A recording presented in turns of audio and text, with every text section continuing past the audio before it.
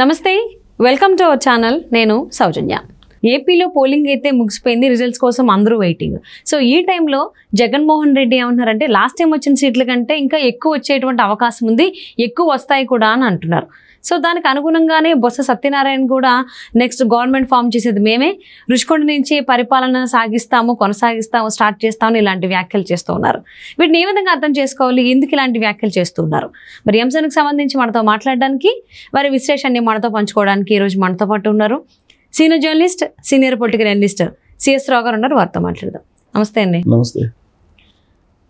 Polling కోసం అందరూ wait చేశారు, ఎలా జరుగుతుంది ఏంటని. ఫైనల్లీ అనుకున్న దానికంటే అధిక మెజారిటీతోనే పోలింగ్ ముగిసిపోయింది. సో ఇప్పుడు రిజల్ట్స్ కోసం వెయిటింగ్ ఏపీ ప్రజలందరూ కూడా.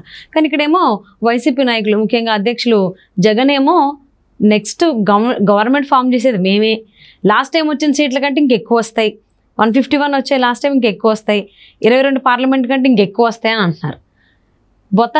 బొత్స ఏమో ఇంకొక అడుగు ముందుకేసి రుషికొండ నుంచి మేము పరిపాలన సాగిస్తాము, స్టార్ట్ చేస్తామని ఆయన అంటున్నారు. ఎందుకు రుషికొండ ప్రస్తావన ఇప్పుడు వచ్చింది? ఎందుకు, ఏం జరిగింది? ఇప్పుడు రుషికొండ నుంచి పరిపాలన సాగిస్తాము అని అంటే అది ఓకే, కానీ ఆయన అలా అనలేదు. రుషికొండకు సంబంధించి ఆయన చేసినటువంటి వ్యాఖ్యలు తాజాగా ఏంటంటే ప్రభుత్వ కార్యకలాపాలకు ఉపయోగిస్తాము రుషికొండ భవనాలనే అని అన్నారు. అసలు రుషికొండ ప్రస్తావన ఇప్పుడు ఎందుకు తీసుకురావాల్సి వచ్చింది? అసలు ఆయన అధికారంలోకి వస్తాడు, అధికారంలోకి వస్తామని చెప్పి ఆయనే చెప్తున్నారు. ఒకవేళ అధికారంలోకి వస్తామని చెప్పి అంత కాన్ఫిడెన్స్ ఉంటే విశాఖ నుంచి పరిపాలన సాగిస్తాను, నా క్యాంప్ ఆఫీస్ అక్కడే అని చెప్పి జగన్మోహన్ రెడ్డి చెప్తున్నారు. క్యాంప్ ఆఫీస్ అక్కడే అని. ఆయనేమో ఇప్పుడు బొత్స సత్యనారాయణ ఏం చెప్తున్నారు? ప్రభుత్వ కార్యకలాపాలకు ఉపయోగిస్తాము మేము అని చెప్పి చెప్తున్నారు ఆయన. సజ్జల రామకృష్ణారెడ్డి ఏం చెప్తున్నారు? రాబోయేటువంటి రోజుల్లో మేము ప్రభుత్వానికి సరిపోను వస్తుంది మాకు, పాజిటివ్ ఓట్ బ్యాంకు పడిన ఓట్లన్నీ ఎందుకు అనుకోకూడదని ఆయన అంటున్నాడు. సో వీళ్ళు ముగ్గురు 3 రకాలుగా చెబుతున్నారు. ఈ 3 రకాలుగా రిజల్ట్ గురించి చెప్తూ రుషికొండను మధ్యలో తీసుకొచ్చారు. అంటే రుషికొండ మీద ఎంత ప్రేమ, అభిమానం, ఎంత వ్యామోహం వాళ్ళకు ఉందో అర్థమవుతుంది వాళ్ళ మాటలను బట్టి. రిజల్ట్ రాలేదు, ఈవీఎంల్లో ఓట్లన్నీ నిక్షిప్తమై ఉన్నాయి, కానీ రుషికొండ ప్రస్తావన తీసుకొస్తున్నారని అంటే రాబోయేటువంటి రోజుల్లో దాన్ని దేనికి ఉపయోగించాలి అనేది కూడా రాబోయే ప్రభుత్వానికి వీళ్ళు చెప్తున్నారనమాట. దాని ఇండికేషన్ ఏంటంటే వాళ్ళు ఏదైతే అనుకుంటున్నారో దానికి ఉపయోగించాలి దాన్ని అనేది వాళ్ళ యొక్క ఆలోచన. ప్రభుత్వం మారుతుందని చెప్పి ఇండైరెక్ట్గా ఒప్పుకుంటున్నారు. ప్రభుత్వం మారదు అనుకుంటే, జగన్మోహన్ రెడ్డి అధికారంలోకి వస్తారనుకుంటే వైజాగ్ నుంచే ప్రమాణ స్వీకారం చేస్తారు, రిషికొండ నుంచే పరిపాలన చేస్తారని చెప్పాలి కదా. కానీ ఆయన ప్రభుత్వ కార్యకలాపాలకు ఉపయోగిస్తారు అని చెప్తున్నాడు. అంటే ఒకవేళ కూటమి అధికారంలోకి వస్తే రేపు రిజల్ట్ ఆల్రెడీ అదే చూపిస్తుంది, కూటమి అధికారంలోకి వస్తుందని చెప్పి. కూటమి అధికారంలోకి వస్తే చంద్రబాబు నాయుడు ముఖ్యమంత్రి అయితే ఆ రిషికొండలో ఆయన పరిపాలన అక్కడి నుంచి సాగిస్తారంటే ఆయన అమరావతి నుంచే ఉంటుంది. చంద్రబాబు నాయుడు అమరావతి నుంచే పరిపాలన సాగిస్తారు, సెక్రటరియట్కి వెళ్తాడు, డైలీ రివ్యూ మీటింగ్లు పెడతారు. జగన్మోహన్ రెడ్డి లాగా ఇల్లు దాటి బయటికి రానటువంటి ముఖ్యమంత్రి కాదు ఆయన. ఆయన నిద్ర లేస్తే రివ్యూ మీటింగ్ల మీద ఉంటారు, సచివాలయానికి డైలీ వెళ్తారు. ఒక ఎంప్లాయీ రోజు ఆఫీస్కి ఎలా వెళ్తారో చంద్రబాబు నాయుడు కూడా అలానే రోజు సెక్రటరియట్కి వెళ్ళి అన్ని డిపార్ట్మెంట్ తోటి రివ్యూ చేసి డెవలప్మెంట్ యాక్టివిటీస్ని ఆయన ఎప్పటికప్పుడు సమీక్షిస్తూ ఉంటారు.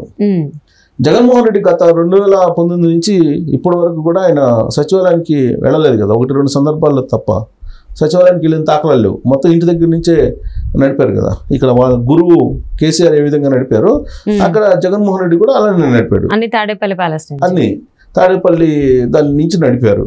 ఇప్పుడు రాబోయే రోజుల్లో ఏంది, 500 కోట్లు పెట్టి రిషికొండలో కట్టించుకున్నారు. ఆ రిషికొండలో కట్టించుకున్నటువంటి విలాసవంతమైనటువంటి భవనం ఏదైతే ఉందో దాంట్లో పూజలు పునస్కారాలు, కేఏ పాల్ చెప్పినట్టు ఏదో బలులు అవన్నీ ఇచ్చారని చెప్పి చెప్తున్నాడు కేఏ పాల్. సరే, ఏదో గందరగోళం చేశారు. వాళ్ళ ఆశ ఏంటి? ఇప్పుడు ఈ ఎలక్షన్లో వైసీపీ వస్తుంది, జగన్మోహన్ రెడ్డి మళ్ళీ సీఎం అవుతాడు, అక్కడి నుంచి పరిపాలన సాగిస్తాడు, ఆయన నివాసం అదే అని చెప్పి యాంగిల్లో వాళ్ళు దాన్ని తీర్చిదిద్దుకున్నారు. 500 కోట్లు పెట్టి విలాసవంతమైనటువంటి ఒక పెద్ద భవనాన్ని కట్టారు. ఇక్కడేమో కేసీఆర్ 1000 కోట్లతోటి 900 కోట్లతోటి సచివాలయాన్ని కడితే కొత్తది, అక్కడ 500 కోట్లతో ఆయన సొంత నివాసం కట్టుకున్నాడు జగన్మోహన్ రెడ్డి. మరి వాళ్ళ గురువు చెప్పలేదేమో, మరి అక్కడే సచివాలయం అన్నీ అక్కడే పెట్టుకోమని. ఆయన ఓన్లీ ఆయన సొంత నివాసం కోసం 500 కోట్లు పెట్టి నివాసం కట్టుకున్నారంటే జగన్మోహన్ రెడ్డి, ఆయన థాట్ ప్రాసెస్ ఎలా ఉందో ఒకసారి మనం అర్థం చేసుకోవచ్చు. దాంతోపాటు హెలికాప్టర్లు 2 బుక్ చేసుకున్నారు. దాని మేరకు జీవోలు కూడా ఇచ్చినట్టు సచివాలయ వర్గాల నుంచి సమాచారం ఉంది. సో అంటే ఇవన్నీ కూడా ఒక విలాసవంతమైనటువంటి లావిష్ లైఫ్ కోసం ఆయన ప్రజాధనాన్ని ఉపయోగించుకునేటువంటి ప్రయత్నం చేస్తున్నట్టు ఇవన్నీ చూస్తే యాక్టివిటీస్ కనబడుతుంది. అసలు ఇప్పుడు రిషికొండని రేపు గవర్నమెంట్, రాబోయేటువంటి గవర్నమెంట్, ఆ గవర్నమెంట్ ప్రాధాన్యతలు ఏముంటాయో దానికి ఉపయోగించుకుంటుంది. ఈయన బొత్స సత్యనారాయణ ఇప్పుడే దాన్ని ప్రజా అవసరాల కోసం ఉపయోగించాలి, ప్రజా కార్యక్రమాలకి ఉపయోగించాలి, ఇలా ఆయన ఇప్పటి నుంచే ఇండికేషన్స్ అనమాట. అంటే ప్రజలకు అందుబాటులో ఉండాలంటే కొండ కింద ఉండాలి కదా వైజాగ్ లో, కొండపైన ఉంటే ప్రజా కార్యక్రమాలకి ఇబ్బంది అవ్వదా? అసలు దాన్ని ఏ విధంగా ఉపయోగించుకోవాలనేది రేపు రాబోయేటువంటి గవర్నమెంట్ నిర్దేశించుకుంటుంది. బొత్స సత్యనారాయణ ఇంటి ఇవ్వాల్సిన అవసరం లేదు కదా. ఇప్పుడు ప్రజావేదిక కట్టాడు చంద్రబాబు నాయుడు 2019కి ముందు. జగన్మోహన్ రెడ్డి 2019లో అధికారంలోకి వచ్చిన తర్వాత చేసినటువంటి మొట్టమొదటి పని ఏంది? ప్రజావేదిక కూల్చివేయటే. ఎందుకు? ఆయనకు అధికారం ఇచ్చారు కాబట్టి ప్రజలు.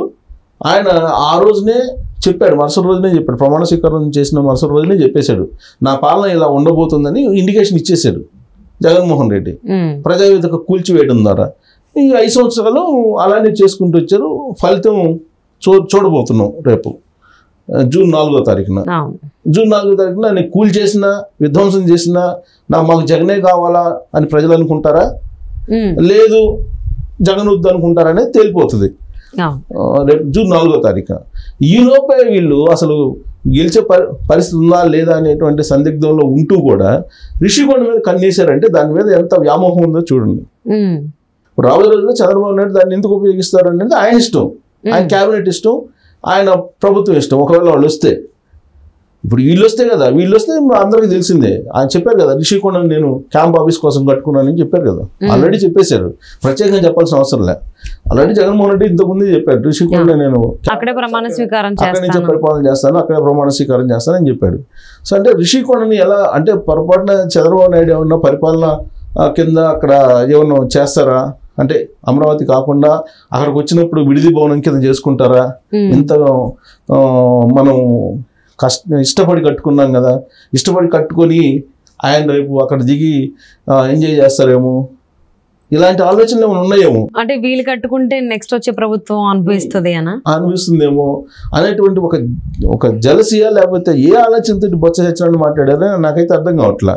అదేమి జగన్మోహన్ రెడ్డిది కాదు, చంద్రబాబు నాయుడుది కాదు, పవన్ కళ్యాణ్ది కాదు, అది ప్రజాధనం, ప్రజల ధనంతో కట్టించినటువంటి భవనం అది.